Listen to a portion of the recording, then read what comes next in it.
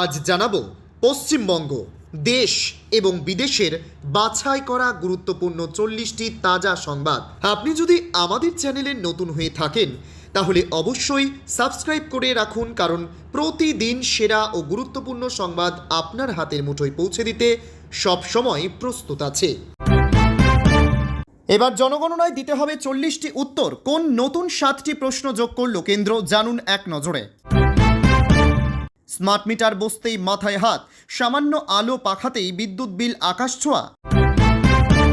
গ্যাসের ভর্তুকি কি বন্ধ হতে চলেছে? বিরাট স্বস্তি দিয়ে আধার ইকেওয়াইসি নিয়ে বড় ঘোষণা।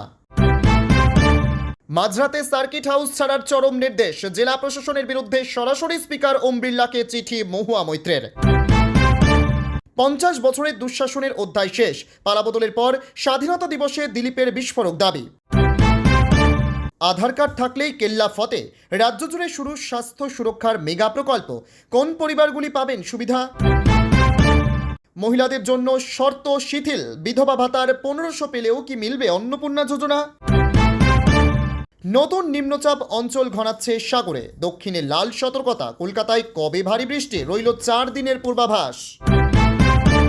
প্রিয় দর্শক, এতক্ষণ শুনছিলেন সংবাদ শিরোনাম। এবার আসছি বিস্তারিত খবরে। ভিডিওটি ভালো লাগলে লাইক করুন এবং আমাদের ইউটিউব চ্যানেলটি সাবস্ক্রাইব করে আমাদের সঙ্গে থাকুন।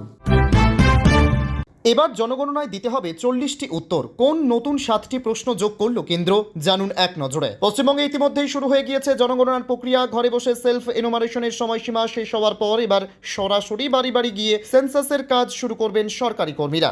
আর ঠিক তার আগেই কেন্দ্রীয় স্বরাষ্ট্র মন্ত্রকের তরফে জারি করা এক বিজ্ঞপ্তিতে প্রকাশ্যে এলো জনগণনার দীর্ঘ তালিকা। এতদিন 33টি প্রশ্নের উত্তর দিতে হলেও এবারে ডিজিটাল জনগণনায় সেই সংখ্যা বাড়িয়ে করা হয়েছে মোট 40টি, অর্থাৎ নতুন করে যুক্ত হয়েছে আরও 7টি প্রশ্ন। তোড়জোড়ের এই পর্বে জনগণনায় অংশ নেওয়ার আগে কোন কোন প্রশ্নের উত্তর আপনাকে দিতে হবে তা এক নজরে জেনে নেওয়া অত্যন্ত জরুরি। কেন্দ্রীয় স্বরাষ্ট্র মন্ত্রকের নির্দেশিকা অনুযায়ী এবারে জনগণনায় যে প্রশ্নগুলি করা হবে তার একটি সম্পূর্ণ তালিকা নিচে দেওয়া হলো। মাথায় রাখতে হবে, এবারে জনগণনা সম্পূর্ণ ডিজিটাল পদ্ধতিতে পরিচালিত হচ্ছে। শুধু তাই নয়, স্বাধীন ভারতের ইতিহাসে এই প্রথমবার জনগণনায় নির্দিষ্টভাবে জাতির তথ্য সংগ্রহ করা হচ্ছে। ঘরে বসে অনলাইনে ফর্ম ফিল আপ হোক বা সরকারি কর্মীরা বাড়ি আসুক, আগেকার 33টি প্রশ্নের সঙ্গে এই নতুন সংযোজিত তথ্যগুলি সঠিকভাবে প্রস্তুত রাখলে জনগণনার কাজ অত্যন্ত সহজেই সম্পন্ন করা সম্ভব হবে। স্মার্ট মিটার বসতেই মাথায় হাত, সামান্য আলো পাখাতেই বিদ্যুৎ বিল আকাশ ছোঁয়া। বাড়িতে বলতে গেলে শুধু কয়েকটি আলো পাখা, একটি টিভি আর ফ্রিজ, কোনো ভারী বৈদ্যুতিক যন্ত্রের নামগন্ধও নেই, অথচ মাস শেষ হতেই বিদ্যুৎ বিল দেখে যেন চোখ কপালে উঠছে গ্রাহকদের। পুরোনো মিটারের আমলে যেখানে মাসে 200 থেকে 350 টাকা বিল আসতো, নতুন স্মার্ট মিটার বসতেই তা এক লাফে বেড়ে দাঁড়িয়েছে 1300 থেকে 1350 টাকায়। সম্প্রতি মাতালগড় এলাকায় এই চরম অসন্তোষের চিত্র সামনে এসেছে। এলাকার প্রবীণ তাঁতশিল্পী হাবিজুল আলী শেখ আক্ষেপ করে জানান, তার 5 জনের পরিবার হস্তচালিত তাঁতের ওপর নির্ভরশীল। ঘরে কেবল টিভি, ফ্রিজ, 2টি পাখা ও 2টি আলো রয়েছে। কোনো বৈদ্যুতিক তাঁত বা ভারী সরঞ্জাম না থাকা সত্ত্বেও ডিজিটাল মিটার বদলে স্মার্ট মিটার বসানোর পর থেকেই প্রতি মাসে বিল 1000 টাকার গণ্ডি পার হয়ে যাচ্ছে। কোনো কোনো মাসে 1365 টাকায় পৌঁছনোই বাধ্য হয়ে ঋণ ও সুদে টাকা নিয়ে বিল মেটাতে হচ্ছে তাকে। বাড়িতে সামান্য কয়েকটি আলো পাখা থাকা সত্ত্বেও এই ভুতুরে বিলের কোনো সুরাহা পাচ্ছেন না তিনি। বিদ্যুৎ দপ্তর থেকে শুরু করে অধিকার রক্ষা সংগঠন সর্বত্র মিটার পরীক্ষার দরখাস্ত জমা দিয়েও ঘুরেও মিলছে না কোনো স্থায়ী সমাধান। গ্যাসের ভর্তুকি কি বন্ধ হতে চলেছে? বিরাট স্বস্তি দিয়ে আধার ইকেওয়াইসি নিয়ে বড় ঘোষণা। দেশের কোটি কোটি এলপিজি গ্রাহকদের জন্য অত্যন্ত স্বস্তির খবর। শেষ মুহূর্তের হুড়োহুড়ি ও সার্ভার ত্রুটির কথা মাথায় রেখে রান্নার গ্যাসের আধার ভিত্তিক ইকেওয়াইসি প্রক্রিয়া সম্পূর্ণ করার সময়সীমা 1 সপ্তাহ বাড়িয়ে দিল তেল সংস্থাগুলি। ইন্ডেন সাম্প্রতিক সময়ে গ্যাস সংস্থাগুলির তরফে গ্রাহকদের মোবাইলে লাগাতার SMS পাঠিয়ে দ্রুত আধার যাচাই করার সতর্কবার্তা দেওয়া হচ্ছিল। নির্দিষ্ট সময়ের মধ্যে এই কাজ না করলে ঘরোয়া সিলিন্ডারের ভর্তুকি বন্ধ হওয়ার কিংবা অতিরিক্ত মূল্যে কমার্শিয়াল সিলিন্ডার কেনার আশঙ্কায় দেশজুড়ে গ্রাহকদের মধ্যে তীব্র আতঙ্ক ছড়িয়ে পড়ে। গ্যাস অফিসগুলিতে উপচে পড়া ভিড় এবং অনলাইন অ্যাপে যান্ত্রিক ত্রুটির কারণে সাধারণ মানুষ চরম ভোগান্তির মুখে পড়েন। এই পরিস্থিতি বিবেচনা করেই সময়সীমা বাড়ানোর সিদ্ধান্ত নেওয়া হয়েছে। যারা এখনও করেননি, যে সমস্ত গ্রাহক পূর্বে কখনো বায়োমেট্রিক বা আধার যাচাইকরণ করেননি, কেবল তাদের জন্যই এটি জরুরি। যারা ইতিমধ্যে ইকেওয়াইসি সম্পন্ন করে ফেলেছেন তাদের নতুন করে কিছু করার প্রয়োজন নেই। তারা সরাসরি নিজেদের এলপিজি ডিস্ট্রিবিউটরের অফিসে গিয়ে আঙুলের ছাপ বা বায়োমেট্রিক যাচাই করতে পারেন। এর জন্য সঙ্গে গ্যাস বুক বা কনজিউমার আইডি এবং পরিচয়পত্র রাখতে হবে।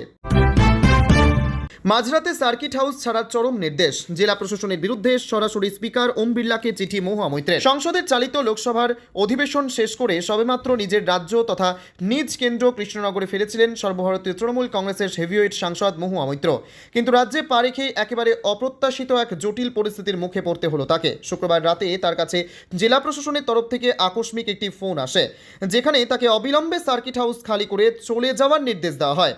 চিঠিতে তিনি জেলা প্রশাসনের এই ধরনের আচরণের বিরুদ্ধে গভীর ক্ষোভ প্রকাশ করেছেন এবং পুরো বিষয়টি গুরুত্ব সহকারে খতিয়ে দেখার আবেদন জানিয়েছেন। রাজনৈতিক বিশ্লেষকদের মতে সংসদীয় অধিবেশন শেষ হওয়ার পরপরই নিজের লোকসভা কেন্দ্রে ফিরে এমন প্রশাসনিক জটিলতার মুখে পড়া এবং সরাসরি স্পিকারের দ্বারস্থ হওয়ার ঘটনা রাজ্যের রাজনীতিতে নতুন করে রাজনৈতিক তরজার জন্ম দিয়েছে। এ বিষয়ে জেলা প্রশাসন বা সরকারি স্তরে এখনও পর্যন্ত কোনো সুনির্দিষ্ট প্রতিক্রিয়া পাওয়া যায়নি, তবে গোটা ঘটনাটিকে কেন্দ্র করে শাসক বিরোধীদের মধ্যে নতুন করে উত্তাপ ছড়াতে শুরু করেছে। 50 বছরের দুঃশাসনের অধ্যায় শেষ, পালাবদলের পর স্বাধীনতা দিবসে দিলীপের বিস্ফোরক দাবি। রাজ্যে ক্ষমতার পালাবদলের পর স্বাধীনতা দিবসে মানুষের উচ্ছ্বাসকে পরাধীনতা থেকে মুক্তির অনুভূতির সঙ্গে তুলনা করলেন মন্ত্রী দিলীপ ঘোষ। শনিবার স্বাধীনতা দিবসের অনুষ্ঠানে বক্তব্য রাখতে গিয়ে আগের সরকারের বিরুদ্ধে একাধিক অভিযোগ তোলেন তিনি। মহুয়া মৈত্রের সাম্প্রতিক অভিযোগ থেকে শুরু করে পুজো পরিচালনার রাজনৈতিক হস্তক্ষেপ বিভিন্ন প্রসঙ্গে সরব হন মঞ্চে। তার প্রশ্ন, এতদিন জয় বাংলা বলা হয়েছে, এখন জয় শ্রীরাম বলতে আপত্তি কেন? পাল্টা হিসাবে বাংলাদেশের স্লোগান নিয়েও আগের সরকারকে আক্রমণ করেন তিনি। পুজো পরিচালনায় রাজনৈতিক হস্তক্ষেপের অভিযোগ তুলে দিলীপ বলেন, এর ফলে একাধিক পুজোয় অস্থিরতা তৈরি হয়েছে। সরকারি আধিকারিকদের স্বাধীনভাবে কাজ করার বার্তাও দেন তিনি। তার বক্তব্য, আইএএস আইপিএসদের বলেছি আজকে আমাকে রোজ রোজ ফোন করার দরকার নেই, আপনারা স্বাধীনভাবে কাজ করুন। তার দাবি, আগের সরকারের বকেয়া মেটাতেই সময় লাগছে। শুধু তার দফতরেই প্রায় 7,000 কোটি টাকা বকেয়া রয়েছে। এখনও পর্যন্ত 500 কোটি টাকা পাওয়া গিয়েছে। পরিস্থিতি স্বাভাবিক করতে 1 বছর পর্যন্ত সময় লাগতে পারে বলেও জানান তিনি। আধার কার্ড থাকলেই কেল্লা ফতে, রাজ্য জুড়ে শুরু স্বাস্থ্য সুরক্ষার মেগা প্রকল্প। কোন পরিবারগুলি পাবেন সুবিধা? পশ্চিমবঙ্গের স্বাস্থ্য ব্যবস্থায় এক নতুন অধ্যায় সূচিত হতে চলেছে। আগামী 16ই আগস্ট থেকে রাজ্যে আনুষ্ঠানিকভাবে শুরু হচ্ছে বহুল প্রতীক্ষিত আয়ুষ্মান ভারত এবং রাজ্যের নিজস্ব মুখ্যমন্ত্রী স্বাস্থ্য বীমা যোজনা।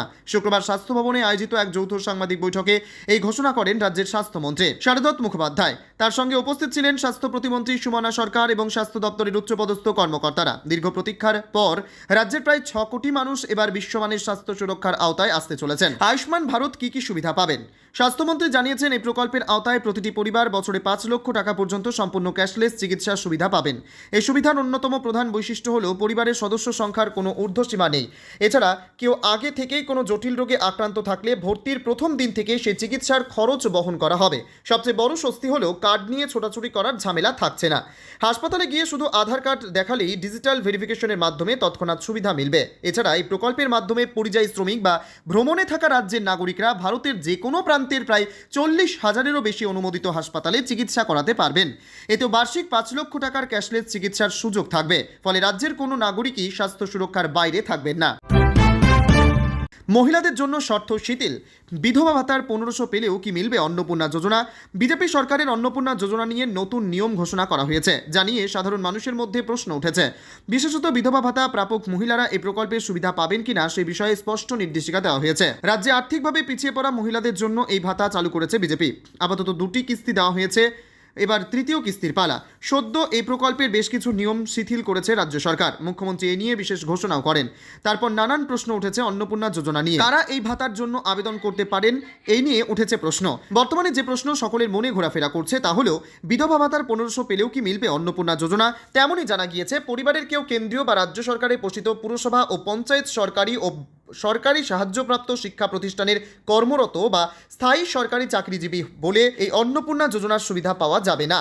তবে কোনো সংস্থায় কর্মরত ঠিকা শ্রমিকরা এই ভাতার জন্য আবেদন করতে পারেন। নতুন নিম্নচাপ অঞ্চল ঘনাচ্ছে সাগরে, দক্ষিণে লাল সতর্কতা। কলকাতায় কবে ভারী বৃষ্টি, রইল 4 দিনের পূর্বাভাস। ঝাড়খণ্ডের ওপর যে নিম্নচাপ অঞ্চলটি ছিল সেটি কিছুটা শক্তি হারিয়েছে, তবে বঙ্গোপসাগরের ওপর নতুন করে ফের নিম্নচাপ অঞ্চল তৈরি হতে চলেছে। তার প্রভাবে ভারী থেকে অতি ভারী বৃষ্টির সম্ভাবনা। পুরুলিয়া, ঝাড়গ্রাম, বাঁকুড়া, পশ্চিম বর্ধমান, পশ্চিম মেদিনীপুরে ভারী বৃষ্টির সম্ভাবনা রয়েছে। এছাড়া বুধবার থেকে শুক্রবার পর্যন্ত দক্ষিণবঙ্গের সব জেলাতেই বিক্ষিপ্তভাবে হালকা থেকে মাঝারি বৃষ্টি চলবে বলে জানিয়েছে হাওয়া অফিস। উত্তরবঙ্গেও দুর্যোগ চলবে। সোমবার থেকে ফের ভারী বর্ষণের পূর্বাভাস রয়েছে কিছু জেলায়। জলপাইগুড়ি, আলিপুরদুয়ারে বৃষ্টি বেশি হবে। দার্জিলিং, কালিম্পংয়ের ভারী বর্ষণের সম্ভাবনা রয়েছে শুক্রবার পর্যন্ত। ঘূর্ণাবর্ত এবং নিম্নচাপ অঞ্চলের প্রভাবে সমুদ্রে ঝোড়ো হাওয়া বইছে। তার বেগ ঘন্টায় 35 থেকে 45 কিলোমিটার। মঙ্গলবার পর্যন্ত মৎস্যজীবীদের সমুদ্রে যেতে নিষেধ করা হয়েছে। ঝাড়খণ্ডের দিকে সরে শক্তি হারিয়েছে, তবে বঙ্গোপসাগরের ওপর নতুন করে ফের নিম্নচাপ অঞ্চল তৈরি হতে চলেছে। তার প্রভাবে আগামী কয়েকদিন ভারী থেকে অতি ভারী বৃষ্টির সম্ভাবনা রয়েছে দক্ষিণবঙ্গে। দুটি জেলায় জারি করা হয়েছে লাল সতর্কতা, সেই সঙ্গে ভিজবে উত্তরও। আলিপুর আবহাওয়া দপ্তর জানিয়েছে, ঝাড়খণ্ডের ওপর যে নিম্নচাপ অঞ্চলটি ছিল সেটি কিছুটা শক্তি হারিয়েছে। এর সঙ্গে ঘূর্ণাবর্তটি সমুদ্র তল থেকে 4.5 কিলোমিটার উচ্চতা পর্যন্ত বিস্তৃত।